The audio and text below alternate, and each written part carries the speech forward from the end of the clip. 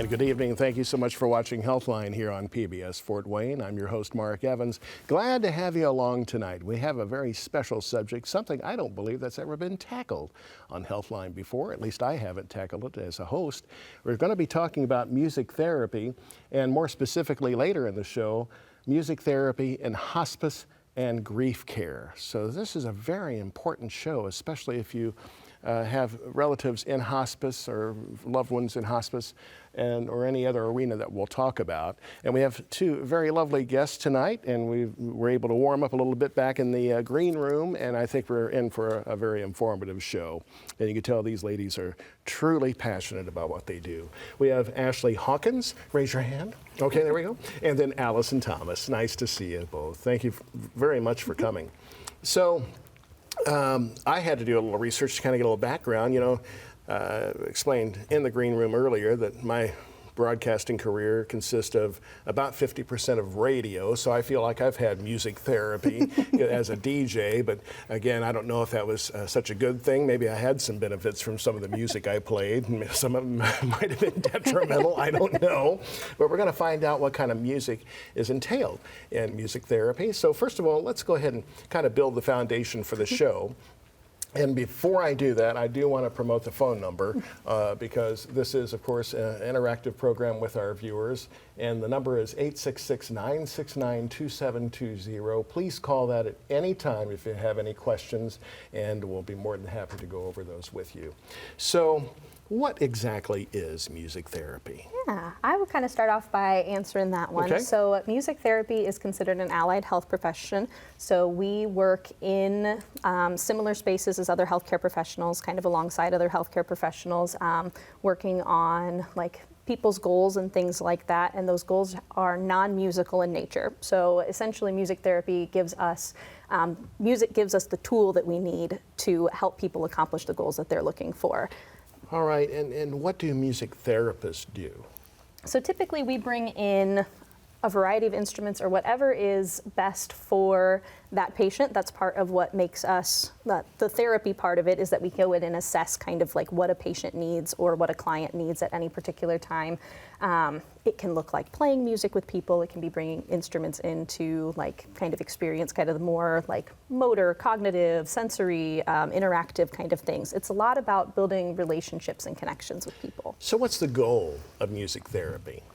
I think that's a really hard thing to pinpoint without knowing who the person is that we're working with, but we can work with a lot of different types of needs, and then the therapy looks different depending on that. So it's like Ashlee said, a lot of assessment and figuring out where the need is, and then we use music to kind of wrap around that need area and support the patient where they're at. Well, how about some examples of who can benefit from a thing called music therapy? Yeah, absolutely. So I think especially here in Indiana, one of the things that you'll see a lot is music therapy around individuals with intellectual and developmental disabilities. So that is a lot of support for individuals with autism, Down syndrome, kind of your various like intellectual and developmental disabilities that you see. And that is a lot of the support in like social areas and communication areas, and we're using music as a tool to let people express themselves and work on how to engage with their environment. So bringing in instruments and letting somebody play along with us and kind of be in relationship with us and the music, and that helps teach them the skills that they need to then use those tools outside in their everyday life. Sometimes we're working on like motor skills. Music is a great motivator. It's fun. People have a good time doing it, and it can be something that gives people the motivation to kind of reach those goals and work on the things that can be a little bit more difficult. Well, go ahead. Yeah, we can also adjust the music to fit the patient's like skill area. So you don't have to know how to play music to be involved in music therapy. Part of our training is knowing how to be flexible with the music so that it's accessible and people can be successful in making music themselves. Well, how is the music therapy applied? I mean, people just don't listen to it. You just mentioned playing it. Yeah. But you don't have to know how to play? No, so there's a lot of different ways that we as therapists can like adjust it. We do a lot of work with intellectual disabilities and do a lot of like color notation. So they're just following colors instead of like actual piano music or sheet music or things like that. So we can adjust things down to whatever level they're at and then kind of build from there in a lot of cases. You know, it's amazing that we're talking about this because personally, I have a keyboard at home. I can't play by reading notes, but I certainly can play along just because of the sound of the keys and so forth. But if I have a really stressful day and I'll sit down and I'll play along to, I don't know, whether it's a gospel song or something that's adult contemporary, I feel like there's been a heavy weight off my shoulders, and my mind seems to be clear, and and I thought that was just in my head, but there's something to that. Yeah, absolutely. Yeah, music can hold that space for people, and then as therapists, then we can share that interaction with you and delve deeper and learn more about what it is in the music or what it is on your mind that might have prompted that kind of response for you. I see. And now, where do you normally do your job as music therapist? We're kind of in a variety of settings. Sometimes therapists are clinic-based, so clients come to the clinic and you see people kind of in that environment. We do a lot of in-home work. You can find music therapists in hospitals, lots of times in children's hospitals working alongside like child life specialists and things like that. Nursing facilities is another big location for music therapists to be found in.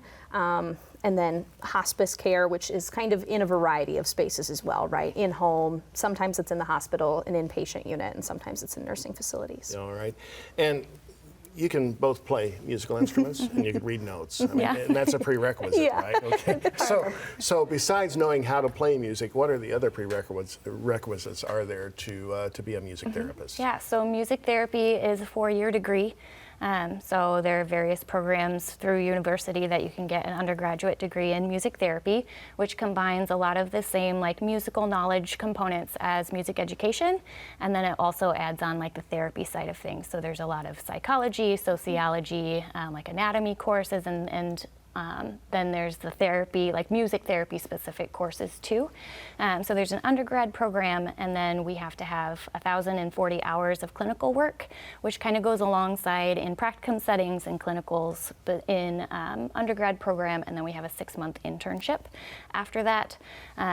And then we can sit for our board certification, and then that's something that we have to maintain every 5 years, have to get 100 credits to be able to maintain our certification. The continuing ed. Yeah. All right. And obviously, you know the history. I mean, it's not a brand new entity in the medical profession, so give us some history about music therapy. Yeah. So it's been around in literature for quite some time that music has some benefit for people health-wise, but it's been a little bit more recently in the United States. I would say we're getting close to about 75 years that has been recognized as that allied health profession.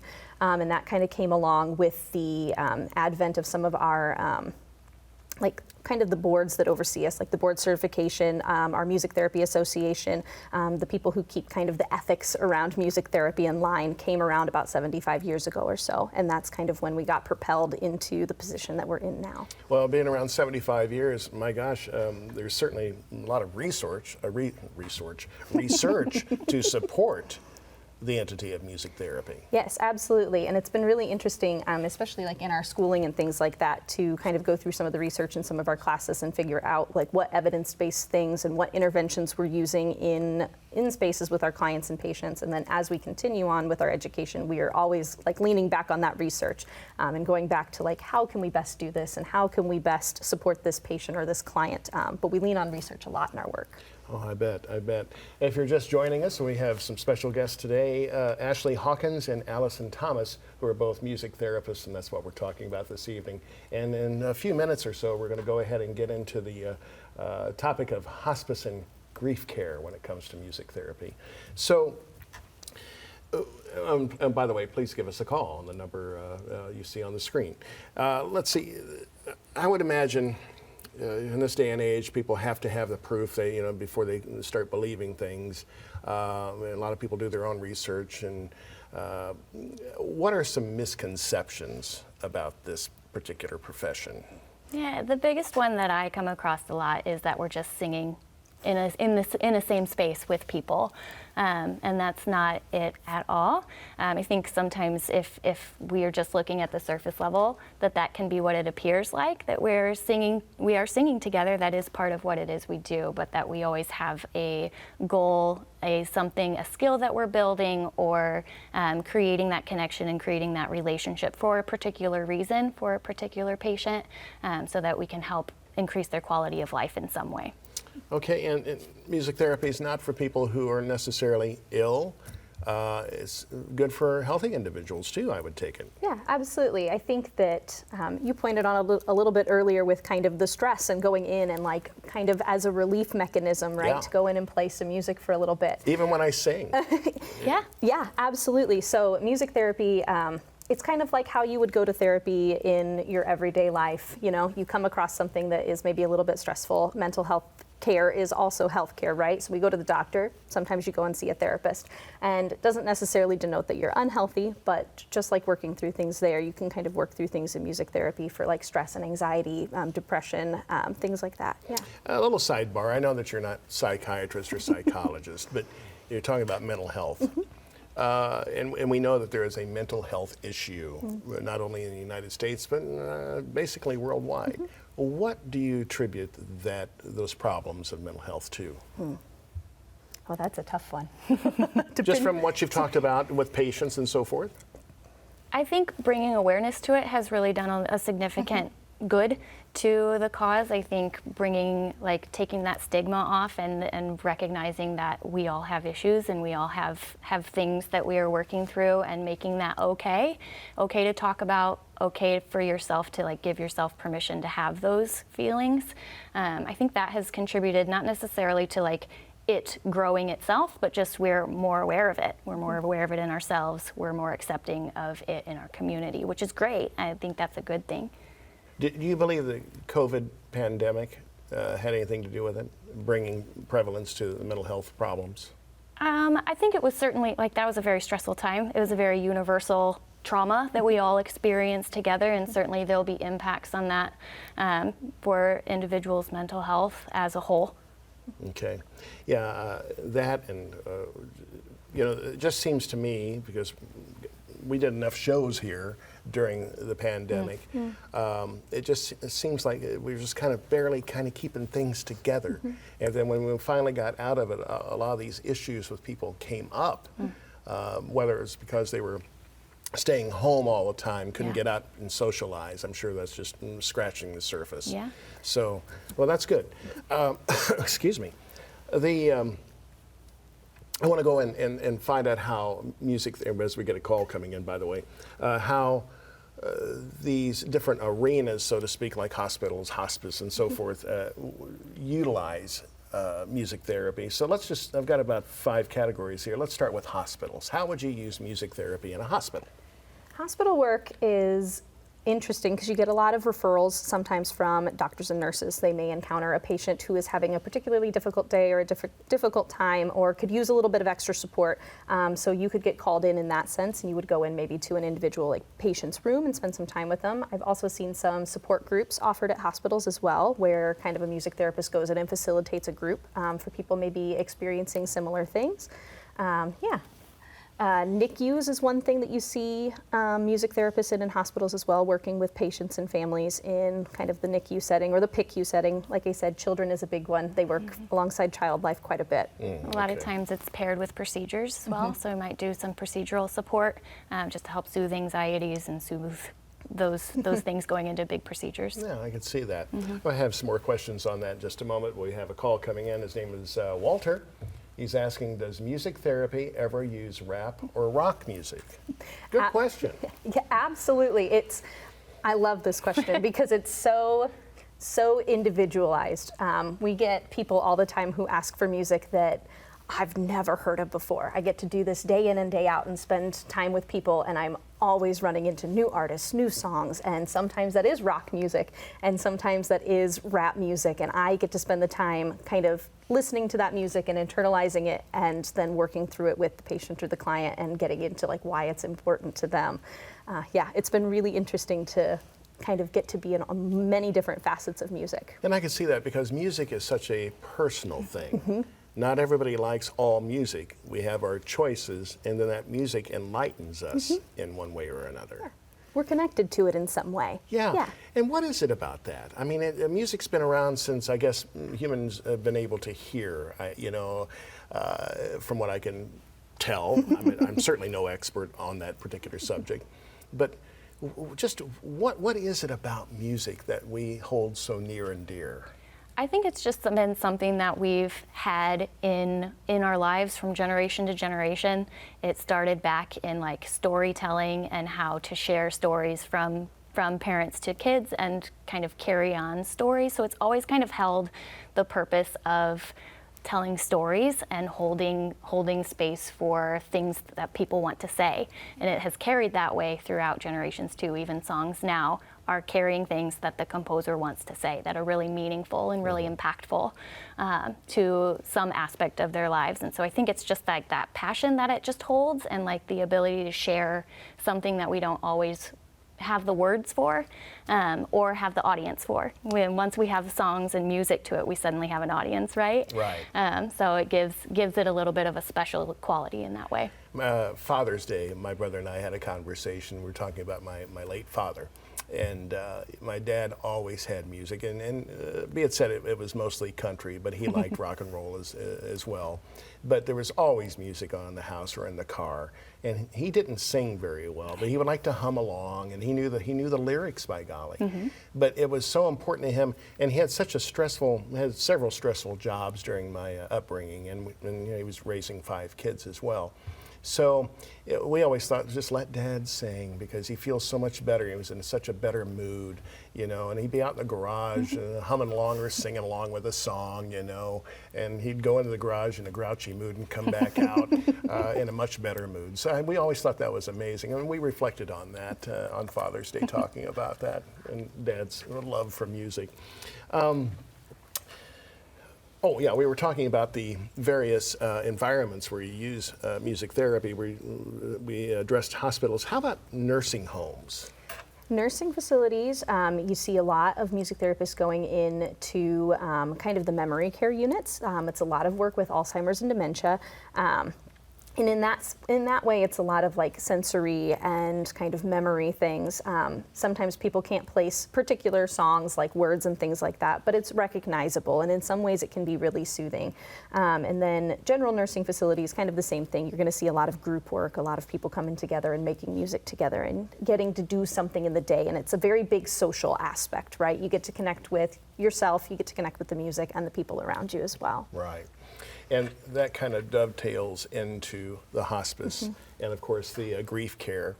And one of you please explain just kind of roughly what hospice care is, and then we'll go into how music therapy helps those folks. Absolutely. So hospice care was kind of designed for people who have a prognosis of 6 months or less to live, and that's certified by a doctor.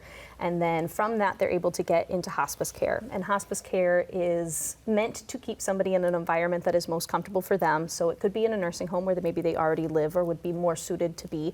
It could be in their home. A lot of places do have inpatient units as well for kind of more acute care if you're having like a pain crisis or something like that. But really it's designed to bring the care to you, is kind of how I look at it. So they're being visited by nurses, and they'll be visited by a social worker. Chaplain is offered as well.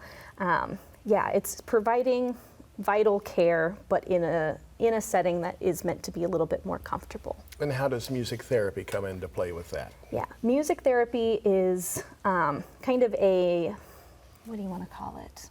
It's called a complementary service, where it's complementing like the regular services or the typical services that you see in hospice care of the chaplain, the social worker, and then they have complementary services to those, so music therapy, and sometimes they have massage therapy as well.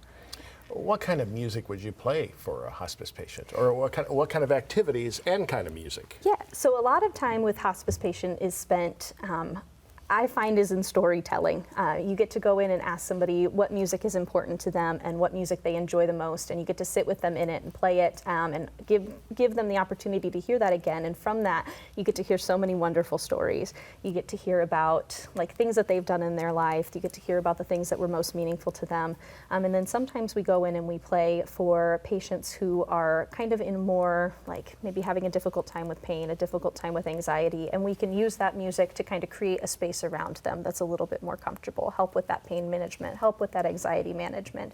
And then we also get to work with families a lot too. And again, the storytelling comes into place there as well. So even if the patient isn't actively able to engage in that conversation or discussion anymore, we can have the family kind of be around them a little bit and telling those stories and giving them the opportunity to reminisce about who that person is to them. So it sparks a lot of memories. Absolutely, yeah.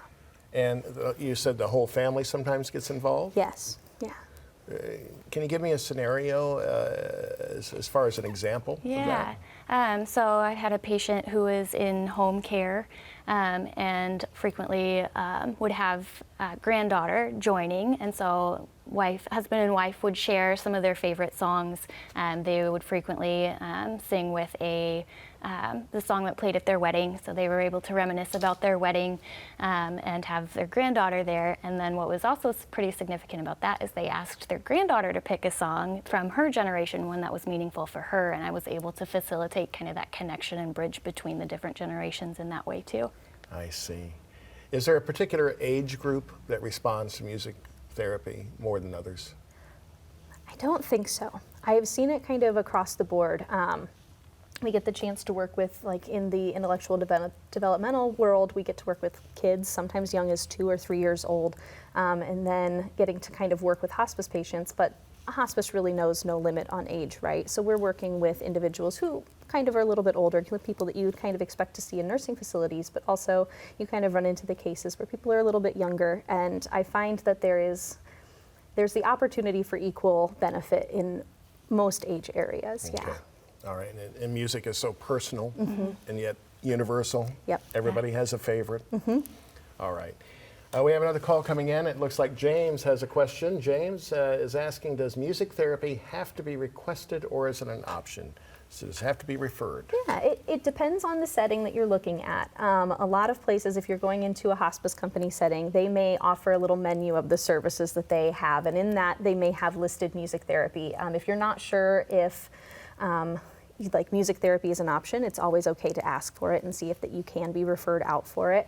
Yeah, I would say asking is probably how most people come across the service. Okay. And is it ever, I'm sure it's recommended by some physicians, some doctors, saying, I think, music therapy is going to be good for you. Yeah, occasionally. Yeah, it's again, I think one of those things that's still a little bit lesser known in the referral area. So asking or advocating for if you feel like it would be something that would be significant for you or a loved one is always a good start. All right. In the hospice situation, is this a common thing? Do you find this, do most patients want it, or is it requested by the families? How does that work? Yeah, I find we get kind of an equal amount of requests across many different ways. A lot of nurses and social workers request our service for a patient, but recently I see a lot more family and patient requested. They are the ones reaching out and saying, like, yes, this is the service that I would like to kind of have. And the referrals kind of fluctuate depending on where you're at, and it can be pretty big at times. Very good. And the future of music therapy, are we going to see more of it? I hope so. I hope so too. Oh, sure, for job security. Yeah, definitely. I think we've already seen quite a bit of growth in the last 10 years. I would say it's been a pretty significant upward trajectory, so I can't imagine anything that would come in the way of that, just of continued advocacy and talking about how music therapy can benefit a wide variety of individuals without any musical foundation already in place, I think is a good start. Yeah. Now, I think we touched on this earlier, but it's a specific question I wanted to ask. The most common type of music that you either perform or hear during music therapy, you as professionals? That is very dependent on age group, of course. So it depends on where you're at. That makes sense. We sing a lot of Taylor Swift. Oh. We also kind of getting into other spaces in the hospice realm. We sing a lot of hymns. That's very, very connected for people. People want to hear those songs that they've heard throughout their entire lives, and hymns are one things that people agree with, or not agree with, but like know the most. Do a lot of John Denver, a lot of Johnny Denver. Cash, some of those old classic country that you don't really hear anymore. There's not really a way for you to hear those, so we Right. get a lot of those requests. And then I walked into a nursing facility the other day and heard somebody from across the room yell AC/DC. So Are you serious? so we have the opportunity to learn a lot of different kinds of music. Yeah, well, I have to remember, I know 70 and 80-year-old people who love that hard rock and roll. There's nothing wrong with that. Whatever makes them feel good, you know. Well, one last question as we wrap up. It's been a fascinating show, by the way, and thank you for coming. If someone needs to know more about music therapy, what are some good sources? Yeah, so we have a National Association for Music Therapy, so AMTA has a lot of resources on their website. You can find facts about different populations and who we work with and how we work and all of those things. I think even there's a therapist finder where you can like see all of the names of the board-certified music therapists. So the internet is a good resource. The internet's a pretty good place for that most of the And time. I'm sure your physician can also refer you or to explain more about it. Absolutely. All right, very good. We thank you very much, Ashlee Hawkins and Allison Thomas, music therapists, for coming on the show. We hope to see you again very soon. And we thank you for watching and your questions tonight. And we'll be back next Tuesday. Until then, thanks for watching. Good night and good health.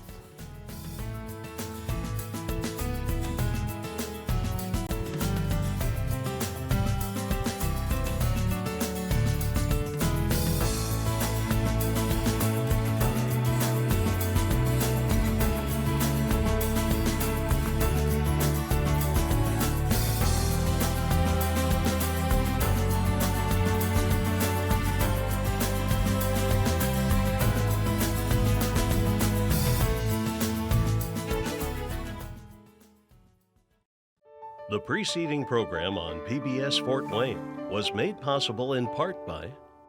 It's a new day at Parkview. Another day to rise up and make life better for those around us. Whether that means pushing the boundaries of what's been possible, taking big strides, or sitting with a patient long after a shift has ended. At Parkview, we don't just do what's expected. We do what's best for you and your family. And we're determined to do it even better tomorrow. Every person, every day. That's the kind of healthcare we believe in. Parkview Health. We believe in better.